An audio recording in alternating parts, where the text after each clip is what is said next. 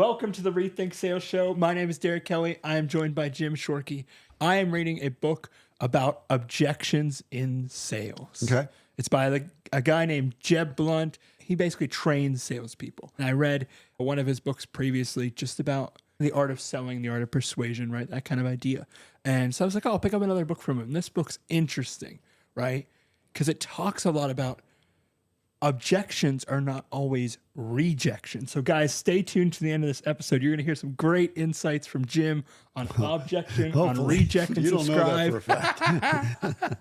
So stay tuned and welcome again to season 4 of the Rethink Sales Podcast. How you can be the greatest salesperson on the planet. So Jim, in this book, he talks a lot about rejection for us is a lot like physical pain. Our brain associates rejection with the fight or flight response, which means what happens is our body's sending all the blood to where the pain point is when we start to feel rejection. And so what happens, and I don't understand all the chemical processes per se, but our brain basically, if we feel rejected, if we feel like we need to fight or flight, our logic goes down the tube. Right. So what happens if you're in a high pressure sales situation, not just like high pressure, but just, you want to close the sale, sure, you want to make the deal happen, get results, and you feel rejected, your logical thinking goes out the window. But as I'm reading the book more and more, I'm like, okay, wow, that's interesting. But he also says we're often not in rejection moments because once somebody's sitting down with you in the showroom, for example, they've already made a decision they want to buy something. They didn't leave yet. They're not rejecting you. They just have questions. So what do you see as the difference between objections and actual rejection? Right. And objection is just simple questions. And how do we deal with this thing in us that we as people hate to feel rejected? First of all, I disagree with everything you've said so far, and I disagree with the author as well. Okay. Sounds cool, but I disagree. Totally disagree. Okay. So what I'm hearing is a lack of training. So you're not trained. So I need to train you. And the fact that you would go into fight or flight over an objection is indicative to me that you're not trained. And we need to train on objections. And the first step in my parlance of overcoming objections, and this is a huge mistake that salespeople typically make, is they don't isolate the objection. So the objection... What do you mean by that? We need to isolate it. Let's role play. Let's do it right now. This is live. Yeah, and let's see if you can trip me up. Okay, so we're here doing this car. We have this car. We picked out a car. And I have confirmed that you really like the car, that it's got everything you want. It's going to do what you want it to do. And I'm going for the... And you say... It's just way too expensive. It's got to be so much less expensive than this. Is there anything other than the expense/price that would stop you from buying this car right now? Just looking at my financial situation, I just want to make sure I'm making a well-informed financial decision I don't regret for the next 5 years of my life. I understand, but what I'm getting at, is there any other objection other than the price? And I understand, by the way, price is important. Payments are important. Budgets are important. I really do understand that. I have budgets as well. And if my budget is $500 and the payment's $800, well, I can't do that. Yeah. I got to be at $500. But I'm asking you, is there anything other than this price, this expense, et cetera, that would stop you from buying a car right now? Yeah, I guess I don't really think I need all the safety features that the car has. Okay. Maybe I could go for a lower trim model of the same vehicle. Maybe I don't actually need the extra cameras and some of the extra features on the vehicle. Okay, so is there anything other than the price and these features being maybe too many that would stop you from buying a car right now? Nope. Let's go to work on it. Okay. I think I'm going to start with the features first. And so you picked out the trim level 10, and we do have this van available in trim level 7.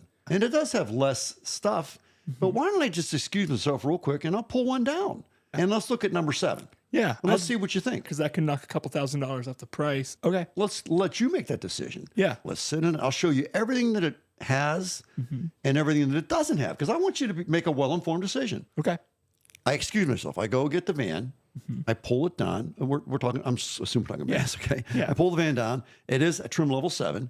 And we go around it and you say, wow, I like this color better than the other color. Yep. Cool. That's good. And so we're looking and we're talking and say, okay, look, it has this, it has that. And here's what it doesn't have. Do you feel it doesn't have these 5 things? Do you feel like you need those 5 things? No. So we're going to leave those out. So looking at this van here, we still have to deal with the price. I get that. But now we're on this van. How do you like the color? I like the color.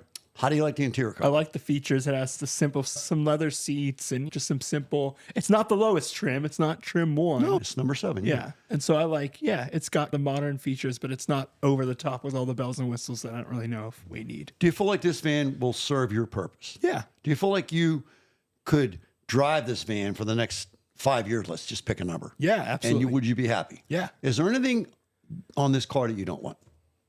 Not that I can see. Is there anything missing on the car that you really would like to have?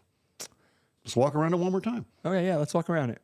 I mean, everything else feels kind of like it'd be nice to have one of these extra features like a blind spot camera, but I don't really need that. Okay. Right? Would you buy this vehicle right here?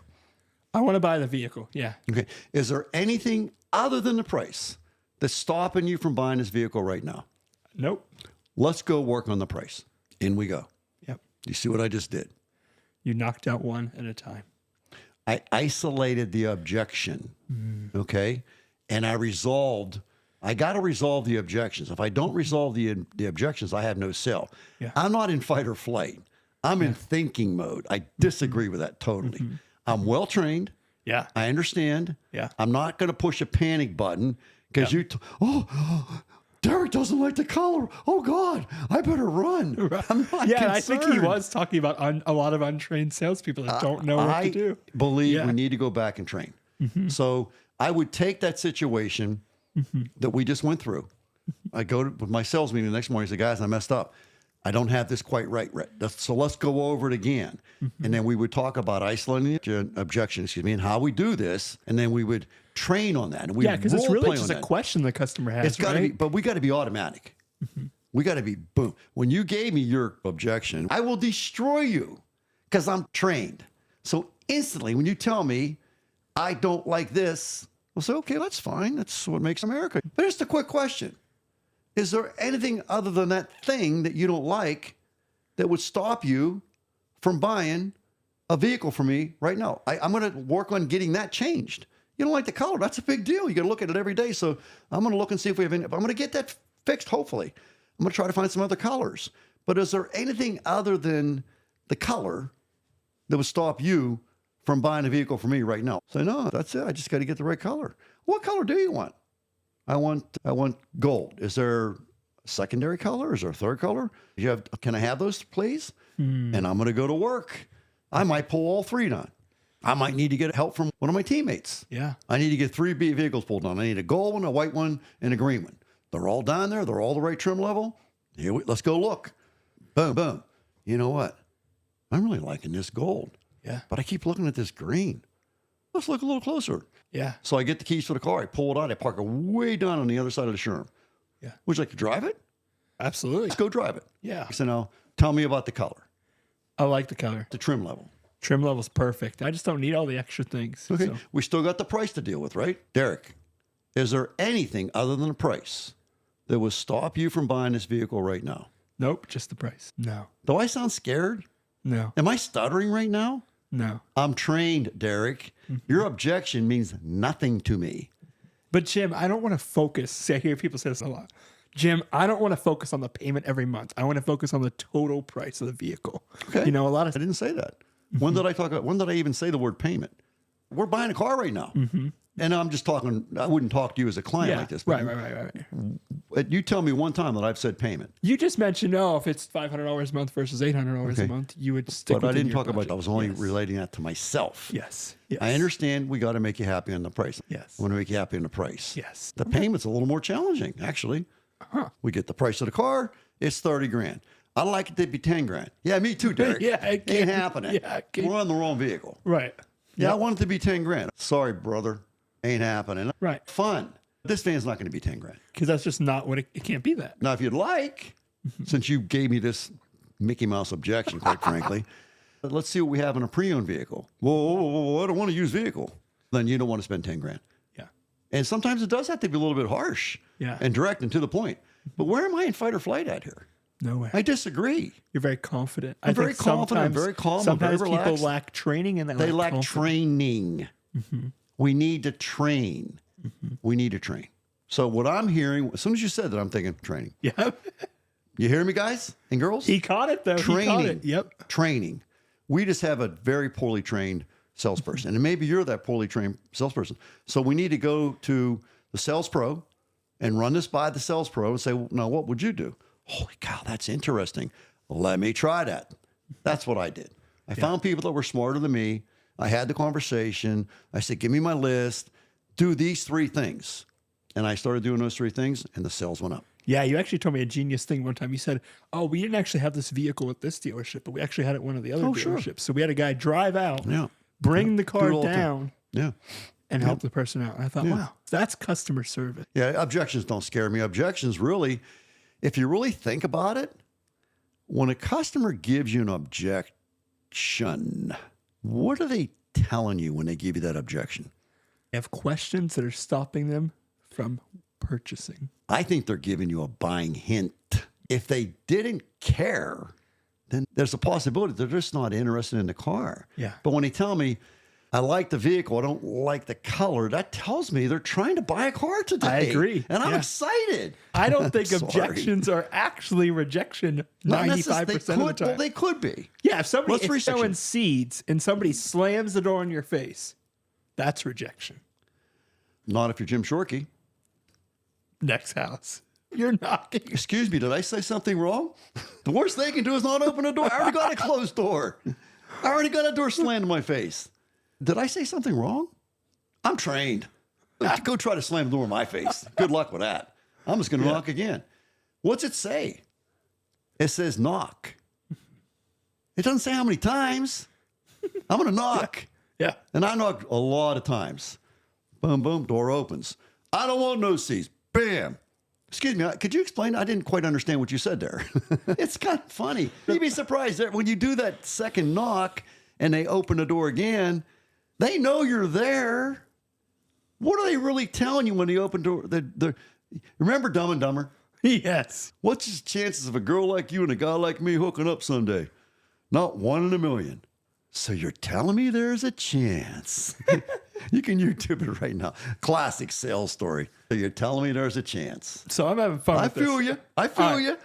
Last car objection I always hear. I didn't know we were going this route, but I always hear the one of, if I'm not ready to buy right now, I'll just walk and they'll call me tomorrow and give me a better price. Is that actually true? Okay. It's legitimate. They're not going to say that to you. Right. But they may think that. And that's why I'm going to ask them to buy the car. And my idea is that I need to hear 7 no's. So when I ask the client to buy the car, Yes. they're going to tell me no. Yeah. Get used to it. Yeah. It's going to be a no. They feel obligated to tell you no. Right. And it's going to be a big no with an exclamation point. I'm going to determine what the reason is that they're saying Yeah. no. And I'm going to ask them to buy again. Wow. My Fascinating. second no Yeah. is going to be smaller, still with the exclamation point. Yeah, there's still questions. And I'm going to ask again. Yeah. My third no is going to be a smaller no with no exclamation point. My fourth no is going to even be smaller. And I know I'm making progress. I can sense it. I can sense it in the body language. And my fifth no is going to be maybe. And I got him. So it goes from a very strong no to a weaker no to a weaker no to a weaker no to a maybe. And I keep working at it. And okay, so what can I do to turn it from a maybe to a yes? And they say, well, I need to get that payment down $10 a month. Well, okay, if I can get the payment down $10 a month, can we do business right now? Yeah. Yes, we can. Yeah. Let me go to work on it. Yeah. And I'm going to go to work. Jim is always talking about love the customer, love the team, keep it very humble. And you do so good at this because you actually figure out, hey, you have this huge no. What's stopping you? Okay. And then you work on it. All right. Again, I disagree with you. I don't think he's explaining that quite the right way. Okay. Why is the customer here? I think they're here because they want to buy a car, Jim. Because they want to buy a car from here, something. And I love them. Yep. Love the customer. Yep. Okay. So what should I do while they're here? Help them buy a car. Sell them a car. Yeah. I'm a salesman. I'm proud of that. And if I sell them a car today, I have served them at the highest possible level that I can. Yes. If I have taken the time to figure out what they want and why they want it, if I've taken the time to develop a list of all the things that are important to them in that car, and I fulfilled that list, then I feel very strongly that I've earned the right to ask them to buy the car. And I'm going to ask them with a lot of pride and a lot of enthusiasm and a lot of gratitude. And I'm going to ask them 7 times. That is my duty as a salesperson. I'm not going to use trickery. I'm not going to use manipulation. I'm just going to keep reminding. Wait a second, Derek. When you came in, you told me these were the 7 things that were really important to you. Maybe there's something else that you neglected to tell me. You forget things. I'm so on the spot. So we had these 7. Is there anything else that was important to you about your car relationship that we left off? No, you knocked out the safety. You knocked out the color. You knocked out the features I didn't need. Yeah, I mean, we've really hit everything. And how are we doing with respect to the price now? Are we where you want to be? I think we're... Okay, here's your pen. Mm-hmm. I need you to sign. I need you to press hard because we got to get it through 3 copies. So sign here, press hard. Let's go. And I'm proud. I just sold you a car, man. Yes. That's what I'm here to do. I just got that bug. I'm here to sell you a car today. That's my job. Do you have a business card? What does it say on your business card? Does it say something about sales? Then be that. Let's go. That's what we're here to do. We're here to sell a house. We're here to sell a boat. We're here to sell a car. We're here to sell an insurance policy. I'm not going to apologize for that. That's why we're here. Yep. Does this say Jim Shorkey Dairy Queen? No, it says Jim Shorkey Insurance. So the fact that you walk through my door tells me that you want to buy insurance. You're interested. If I'm going to serve you, my job is to provide you with the best possible insurance for the most reasonable price that I can. And my job is to ask you to buy. Press hard, 3 copies, sir, because you need this coverage. You need it. Yep. You got to take care of your wife and your family and your kids. So you need this. Let's go. Let's go. I'm proud of that. Yes. I'm not going to run from it. Fight or flight, I don't buy it. Throw that book in the garbage. I'm not in fight or flight. Yeah. I'm very relaxed. Do you understand that? Believe me, I understand fight or flight better than most. Fight or flight is the sympathetic, the autonomic nervous system is parasympathetic, which is rest and digest, and fight or flight. And it's a very closely guarded evolutionary secret to our success in life. When they start throwing bombs at the showroom, I'm going to go into fight or flight. If you grab me by the throat in the showroom, I'm in fight or flight. I'm not a fighter. I'm probably just going to run from you. But nah, over buying a car, I'm going to go into fight or flight? I don't think so. I need to do some training. Yes. I need to do some training. Yeah, if you're feeling rejected. Did I beat you up too bad on that one? No, it was good. You can't get me done. You can't get me done. Whew, I was intense. I loved it. I'm proud of myself. Yeah. I am a salesman. I have a lot of friends out there that want to talk to me about how they can sell better than I can. I say, you don't got a chance. You ain't been in the Jim Shorkey world. Selling is a transfer of enthusiasm from me to you. I just got a massive chill on my body. Are you going to out-enthusiasm me? Good luck with that. Good luck with that. Yeah. Good luck with that, Derek. Jim, thank you for giving your feedback on books that I'm reading. So, Objection, Jim says, don't read that book. So no, I don't. But I do want to train you on how to handle objections. Do you understand now what I mean by isolating the objection? It was great. Okay, so let's just spend some time on this. So you gave me an objection. It was based on price and trim level, right? Yep. But in the meantime, there's another objection, isn't there? And it's in your mind. And you're not sharing it with me. And you really want to get your wife involved. Yeah. So I've handled the trim. I've handled the price. Yeah. But I still have to ask you again, Derek, is there anything other than the trim and the price? Have we solved the trim? Jim's good at reading my mind. Yeah. Have we solved the price? My wife's at home with the kids, and I feel like I can't make a purchase this large without getting her insight. Okay. Would you like to call her? Jim, I wonder if I should just come back with her in person. That's your call. Listen, this is America. You do what you want to do. So my second idea, I think it's really important that we go show your wife the vehicle. She's home with the kids. How's she going to be able to get down here with the kids? Let's go show your wife the vehicle. Oh, you're in Grove City, you liar. Yeah, so it's probably... How far is that? Probably from the Cranberry How far dealership. is that? How far is it? Geez, from here, it's about an hour and 20. Let's go. Do you think I would get in the car and drive to Grove City with you right now? I don't know. You're damn right I would. I'm here to sell you a car today, brother. Okay? Yeah. So we're going. And if I can get you to do that, guess what I'm going to do today? I guarantee my wife's going to say, wow, I've never seen service like that before we're buying this car. Absolutely. I'm here to sell you a car today. Not going to apologize for it. Not going to make excuses about it. Guess what? We're going to Grove City. I said, Jim, that's 2 hours of driving. You're wasting a lot of time. Oh, really? Am I? I'm selling a car. What if he doesn't buy it? I don't care. I don't care. Do you really think that I'm going to sell 10 out of 10? Do you really think that? No, I'm not going to sell 10 out of 10. But I'm going to give it my best shot 10 out of 10 times. And apparently the numbers have shifted. In my day, it was 3 out of 10 was the closing number. If you did 4 out of 10, you were a rock star. 5 out of 10 was impossible. Just didn't happen, which meant that we weren't selling cars 6 out of 10 times. Apparently now it's up over, it's north of 50%. Jeez. But it's still not 100%, guys and girls. Right. It's not. So we're never wasting our time. We're giving it our best shot. We have to give it our best shot. In order to get the closing percentage, we can't give it, like we have 10 people, and we're going to close at 50%. So we're going to give it our best shot 5 out of 10 times. Ladies and gentlemen, you're poorly trained if that's your mentality. Yeah. The only way you're going to get your best closing percentage is when you step up to the plate, you got to take your swings. Yeah. You got to take your swings every single time. You got to lay off pitches. You got to go after pitches. You are going to foul some balls off. You are going to miss some balls. You are going to get some base hits. Yeah. You are going to get some home runs. Babe Ruth, greatest home run hitter in the history of baseball, certainly one of them. Yeah. He and, also led the league in strikeouts. and you trained on this, Jim. I mean, I did. Everybody I've met that's been in the Jim Shorkey Family Auto Group says If they you went above and beyond. Want to sell the right closing percentage, you got to give it full blast every single time. Yes. If I go to Grove City, let's say I work 5 days, I go to Grove City 5 times this week, I guarantee you my results in the name of the game, they will be there. Very few people are going to go to Grove City. But if that's what Derek wants to do, and I'm going to do that to sell a car, I'm on my way. Let's go. Yep. Let's go. You want to drive first? Yeah. Or you want me to drive first? I'll drive. Let's go. All right. Let's do We're it. going to Grove City. All right. Let's go. Man. Don't mess with me. Yeah. You're messing with the wrong guy. I know how to sell. Again, guys, and subscribe. Join us on this journey deeper into season 4.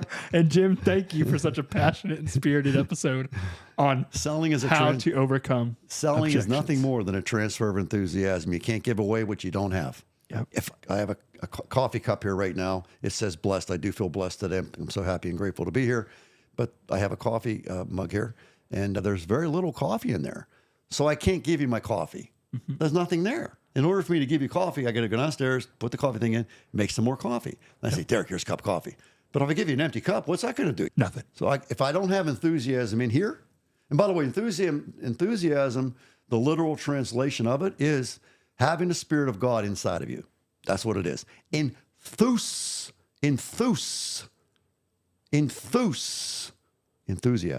is having the Spirit inside of you.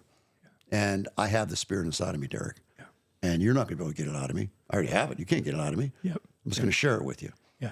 And we're going to go to Grove City, right? All right. Let's Let's go. go. You want to stop and get something to eat? We do. Sure. Let's do that. All right. Thanks, Jim. Thank you, guys. I'll see you on the next episode.